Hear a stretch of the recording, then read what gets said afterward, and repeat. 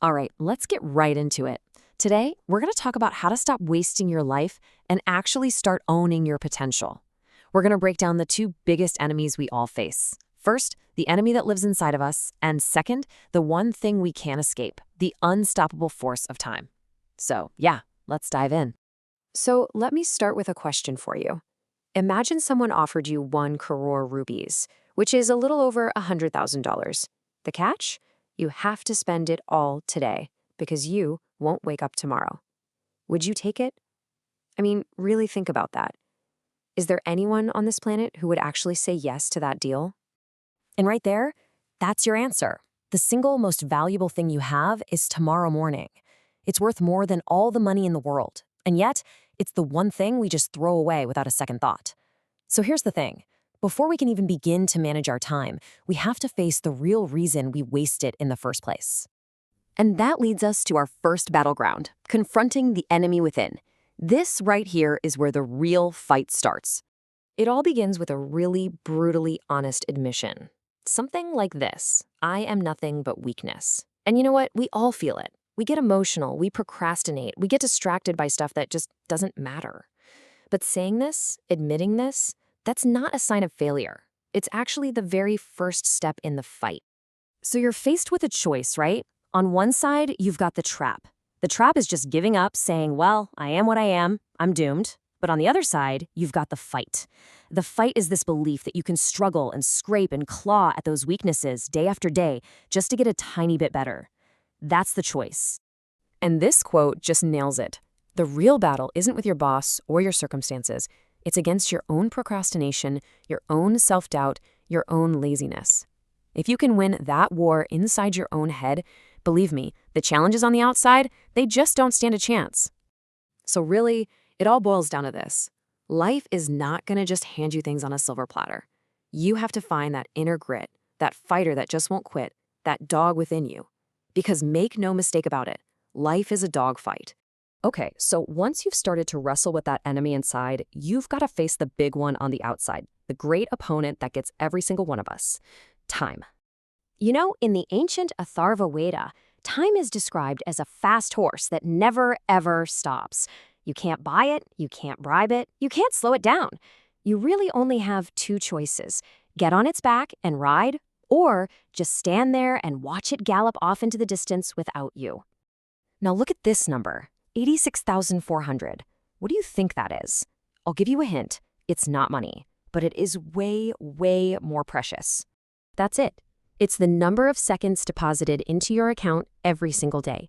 And it's a currency that expires at midnight, whether you spent it well or you just let it disappear.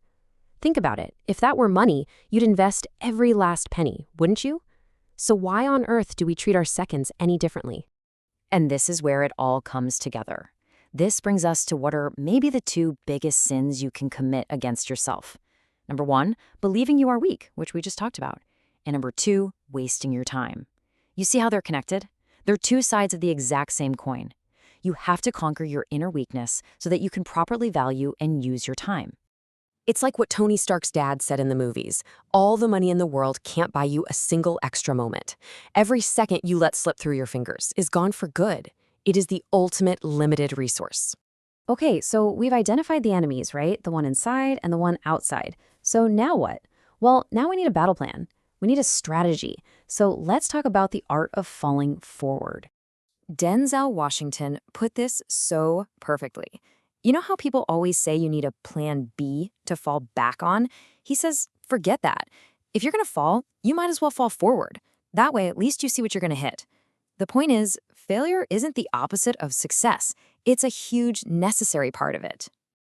And history is just filled with proof of this. Take Reggie Jackson. He holds the Major League Baseball record for the most strikeouts, 2,600 of them. But we don't remember him for the strikeouts, do we? We remember him for the home runs.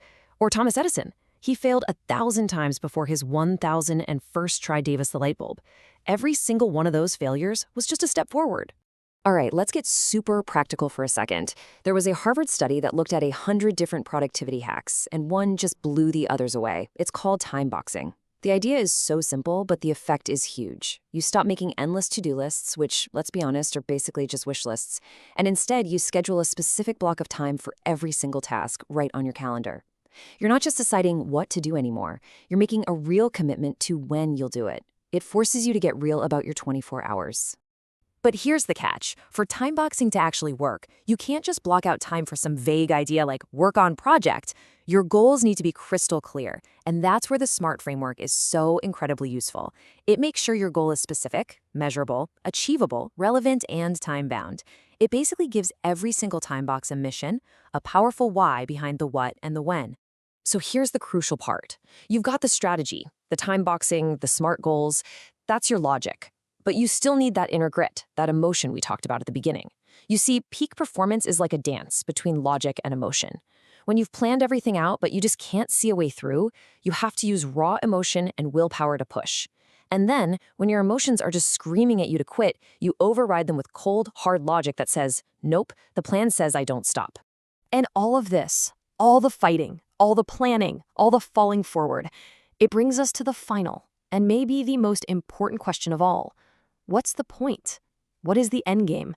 What will you leave behind? Denzel Washington asks us to do this thought experiment. Imagine yourself on your deathbed, but he doesn't want you to picture your family or friends. He wants you to picture someone else standing there, and they are angry. They are disappointed in you. And this is the ultimate cost of a wasted life. Standing around your bed are the ghosts of your unfulfilled potential. They are the ideas you were too scared to try, the talents you just let waste away. The person you could have become. These ideas, these dreams, they came to you and only you for life. And now, because you didn't act, they have to go to the grave with you. So the final question is, how many ghosts will be standing around your bed?